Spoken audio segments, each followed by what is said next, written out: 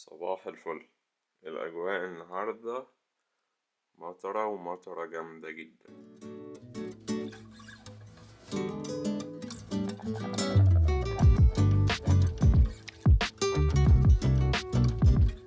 دي مية ودي بيوت.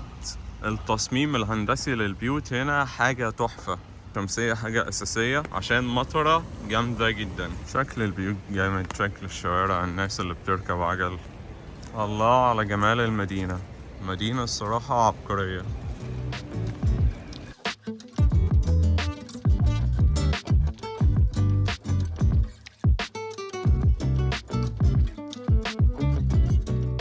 أطلقت اسم على روتردام، المدينة العبقرية في كل حاجة. جمال، أنا أول مرة أشوف مدينة جميلة وبالحلاوة دي كلها. تصميم العبقري. مية نازلة من هنا، عاملينها زي شلال كده، والناس اللي بتيجي سياحة وبتنسى رجليها هنا في البلد تعالوا خدوا رجليكم يا جماعة. ستاربكس يا جماعة في روتردام، ودي أشهر حاجة في روتردام، البيوت المكعبة.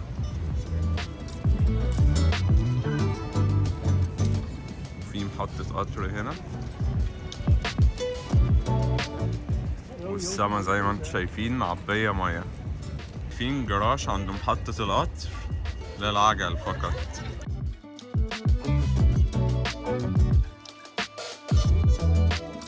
احنا حاليا في الفود ماركت. التصميم جامد جدا.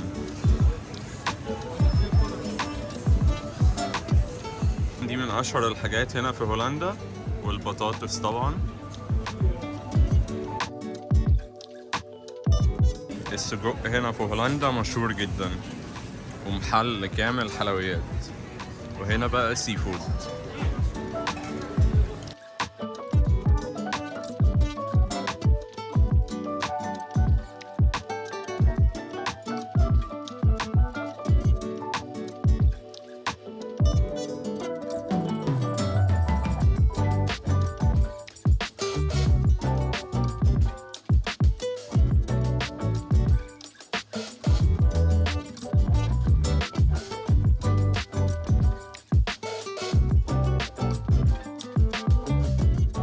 في بعض المحلات هنا بتاخد كاش، وبعض المحلات بتاخد بالكارت، يعني ان انت تدفع بفيزا او بماستر. بس معظم المحلات هنا بتاخد بالفيزا او بالماستر.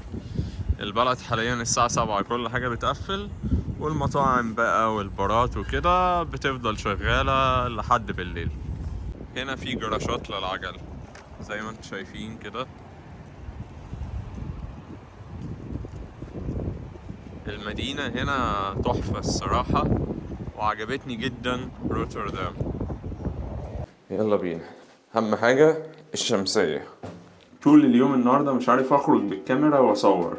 دلوقتي الساعة 8:30 بالليل، يلا هناخد الكاميرا، بطلت مطرة شوية نقدر نصور حاجات حلوة. كنت بصور بالموبايل بس النهاردة. يلا بينا.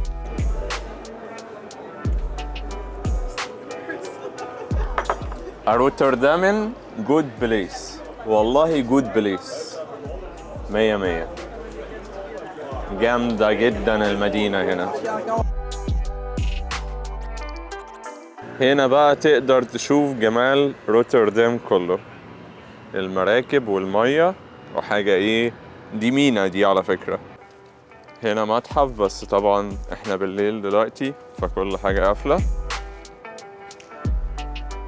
جودة الحياة هنا عالية جدا، والبلد نظيفة جدا، من المدن اللي الواحد يتمنى يعيش فيها. روتردام جميلة، الناس كلها شيك، الناس كلها راكبة عربيات نظيفة، فجودة الحياة هنا حلوة جدا، ومرتباتهم كمان عالية جدا. ايه الجمال ده يا هولندا. فتحوا الكوبري، المركب عدت، وبعد ما عدت قفل تاني.